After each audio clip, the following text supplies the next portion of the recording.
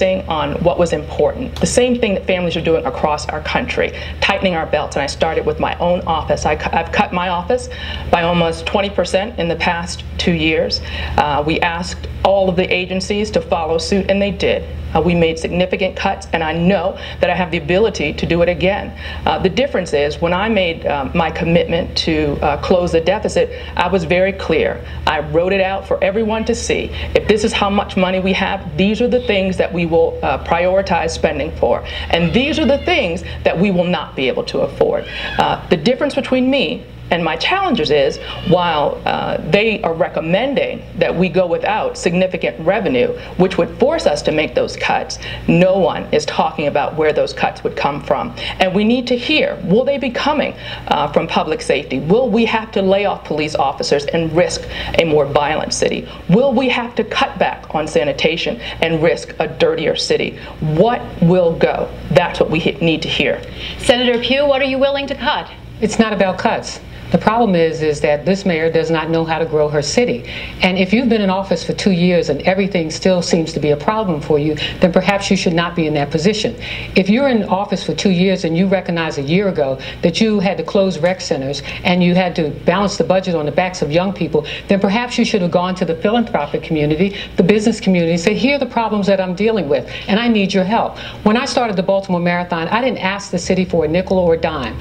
It began with me going out to the corporate community, raising the money, and it has a $28 million impact on the city today. When I started the Fish Out of Water project, I didn't go to the city and ask them for anything. I took $100,000, turned it into $1 million, wired the classrooms, and provided instruments for the children. We have a philanthropic community, we have a business community that's willing to work with us, but we need to know how to go out and get what the city needs. This mayor has not been able to do that. And so that's why this seems like a very difficult job for her, a difficult thing to do. But when you're focused on growing your city, investing in your young people, creating jobs, working with the business community, working with the philanthropic community, you plan ahead what your needs are and you make sure that those needs are met. It's not about cutting the budget. It's about growing the revenues for the city, and that means investing in the people, investing in your young people in the city, and creating home ownership and creating more opportunities, especially in the business and with the business and the philanthropic community. And it's left in this section, and I want to speak for a minute about the merger of Constellation Energy and Exelon, and with that merger, Baltimore would lose its only Fortune 500 headquarters. Mr. Landers, I'll go to you. What would you do to make this a more business-friendly city? That's a good point, and actually BGE, Constellation Energy, happens to be the largest taxpayer in Baltimore. So one of the reasons we have to focus on reducing the property tax rate is to keep jobs in Baltimore City and bring new jobs in. In addition to the property tax, businesses pay personal property tax, which is 2.5 times what the property tax is. So we make it very expensive for businesses to operate in Baltimore City. It's not surprising that we continue to lose jobs and population. We can do this. We have had cuts in services. Let's be real. Recreation centers are closing. We're cutting back on trash collection. The city services have been declining. If you look at the past 6 years, due to natural growth in the tax base, the city has seen the equivalent of 80 cents on the tax rate spent. If we would have just adopted a policy that said we're going to set aside 1/3 of that growth for property tax reduction, we'd be planning for the future. And right now we're in a crisis mode. I just want to keep going on this topic. Mr. Rowley, what would you do to increase economic development in the city? Well, Jennifer, let me start with changing the course from what we've been doing. So subsidizing large businesses, chasing after Fortune 100, Fortune 500 companies, it really hasn't brought a return on investment for Baltimore. We have to change our course. And what brings jobs. And you know what? Actually, I would challenge that, Jennifer. We've lost thousands, tens of thousands of jobs in our city. The proof is in the pudding. The proof is in the joblessness that we see. Unemployment within the African American community is closer to 20% than 10%. We need to focus in on small and mid-sized businesses, entrepreneurship. Some of the greatest successes, barcoding, Under Armour, those were startups. We didn't recruit them. They started up. We have 11 colleges and universities in Baltimore. We need to tap into that innovation. So as they move on from study and research to profit making, that they want to do it here. But the only way we can do that here is if we have an economic development agency that focuses not on car races, but on new opportunities for those individuals. Understand small business matters. 85% of all jobs in this nation, in this state, comes from small and mid-sized businesses. Under my administration, we will start to focus in on that population. And Mr. Conaway, your plan to bring more businesses to the city? Well, I think the mayor of the city should be an ambassador and / salesperson and go to different cities and encourage them to come in to Baltimore to set up business. I'm sick and tired of seeing us do these condominiums and shopping centers and office space when we got 19% empty spaces downtown. Makes no sense. These are not long-range jobs. Now, one business downtown got a tax break, and it says that they will not have to pay taxes until they make a profit. Now, you know they're not going to make a profit because they're going to give it away in expenses and salaries. But one thing I want to say, I want to get back to this tax credit thing because I didn't explain it deeply enough, that I had said right away that I would repay anything. But you know, I think this is widespread. If anyone in the public has ever been to a settlement table to buy a house, they know that it's done quickly. Sometimes the forms are already filled out and whatnot. Not that they should be, and we should scrutinize, but everyone does not. Also, I think the people that ask the questions in the media should all be scrutinized and find out if maybe they owe anything. And what I would say is, physicians, heal thyself. Thank you very much. I know we have other topics that we want to cover today. Jeff, I'll turn it over to you. Jennifer, thank you. For the next 15 minutes or so, we're going to focus on education. To lead that discussion, here's MPT's Charles Robinson. Thank you, ladies and gentlemen, for being here. As Jeff has already suggested, we're going to be talking about education. And I have a couple of ideas here, and I'm going to toss them to you because I want to know if you, as the mayor of this city, will have an ability to change it or fix it. So let me begin with this. Ms. Pugh, Dr. Alonzo is given much credit for turning around the school system. This year, however, the Maryland State Assessment test scores did not improve. In fact, they went down. There's been some suggestion that it was due to some tightening of controls. In a word, it was about cheating.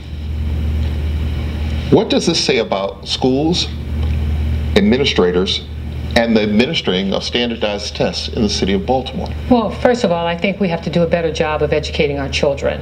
And I have a great relationship with the current CEO of the public school system, but I'm very concerned in terms of how we are testing our children.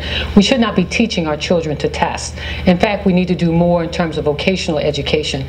Every child is not going to go to college. You know, some children want to go to work as soon as they graduate. And so I think that we have to create a better system of testing our children, but educating our children. We have to make our classrooms more exciting than they are today. I just read a story in the New York Times talking about how teachers are now going out looking for more innovative and creative ways to teach our children. So I don't think we should be teaching to test. I think we have to improve the testing system for our young people. And I think we have to focus on every classroom differently, because our children learn in different ways. And so there's no cookie cutter solution to how we educate our children. But I believe that if we continue to focus and make sure that our system is working in the best interest of our children. The word cheating in schools, they are not synonymous. Why is this a problem in our school system? This is a problem for the same reason that violence and bullying is a problem in our schools, because we are not focused on how we can curb these practices. We actually penalize principals and schools if the test scores go down. What we should be looking at is not just the test scores. We need accountability, but it's got to go beyond the test scores. The same thing is true when it comes to safety in schools. What we do now is, if you have too many suspensions in your school is labeled as a persistently dangerous school. we should be removing children from the classroom to protect and keep safe the children who want to be there and learn, and not penalize the entire school system and the principal when the principal acts to try to keep the rest of the children safe. I think the same thing is true when it comes to testing. We should not be putting the sole focus on the test. There's got to be other measures of accountability there, and we need to be giving the children what they need in order to perform successfully, and it goes beyond what's on that particular test. Mr. Rowley, I'm going to tell you that this was not being done by the kids, it was by administrators. What does this say about our city, and how do you hold people accountable under this concept? Well, you know, it is bigger than just Baltimore, though. The reality is that no child... But this is Baltimore that the problem is happening in. And it's not just happening in Baltimore, Charles. No Child Left Behind, actually, the accountability that No Child Left Behind requests is reasonable. For there to be standards for all of our kids is reasonable. What is not reasonable is to not provide the resources to our administrators, to our schools, to me, as if I have the privilege of serving as the next mayor in the city, to not provide those resources so that we can meet the standards that are set for us. That's when you have problems. And that's why you're seeing widespread cheating, not just in Baltimore, but throughout the nation, because those standards are being forced upon us without providing the resources. It's unacceptable. Morally, it is unacceptable. We should not be cheating. Adults should not be cheating. Children should not be cheating. But I think it's important that the mayor of our city stand up and step out and say that No Child Left Behind is not providing us with all of the resources that we need to make sure that, in fact, in Baltimore, no child is left behind. Mr. Conaway, when I walk into a classroom, I expect everybody to be on the up and up. Why is there a system in place that would allow something like this to happen? Well, just as we expect all elected officials to be on the up and up, and you hear different things from different elected officials, they don't do what they say they're going to do. But I would say this to you, that if the children were taught properly to start with, they wouldn't have to cheat on the test. Now, when I was coming along going to school, we didn't have a test, but the children did all right because we had good teachers who were respected. And Mr. Conway, I want to stop you because this wasn't the children who were having a problem. It was administrators who had to prove something in order to maintain their jobs. Agreed, I understand that. But they wanted to get the highest test scores from the children. I'm saying if they were taught properly in the beginning, you wouldn't have to worry about whether their test scores were going to be high. They would be. We don't have the kind of teachers today that we had in the days that I was going to school. We just don't have them. These people were so dedicated that on weekends they went to New York City by train or bus to get their master's degrees because they couldn't go to school here to get it. And they were really dedicated to teaching children how to read, write, spell, add, and subtract. Guarantee you all of them could do it. Madam Mayor, as you know, when this came to light, the superintendent of schools nipped it in the bud. But is there a more bigger problem at play here that we need to tell people that they got to play by the rules? Of course they do, and that's what I tell my daughter. We're looking forward to sending her to school this week, and one of the lessons that I drive home all of the time is that you have to play by the rules, you have to be honest, and when you make a mistake, fix it. Own up to it and fix it. And that's, I believe, what the school system is doing. That's certainly what I demand.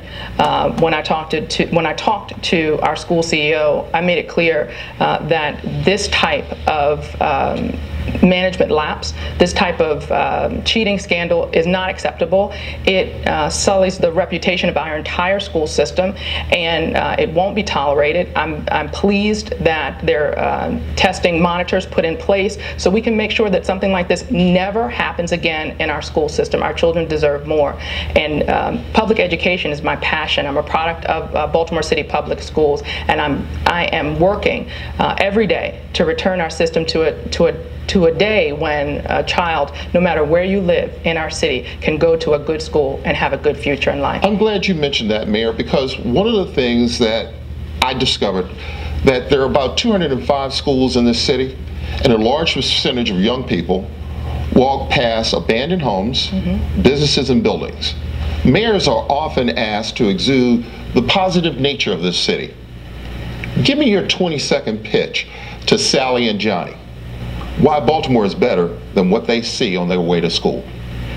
I don't have to give them the pitch. They know it in their hearts. You know, Baltimore is much better than what we see. To think that kids need to own that in their heart, the fact that there is been more than 50 years of disinvestment that they had no control over. We are working every single day to make every neighborhood safer and stronger, and that's what they see.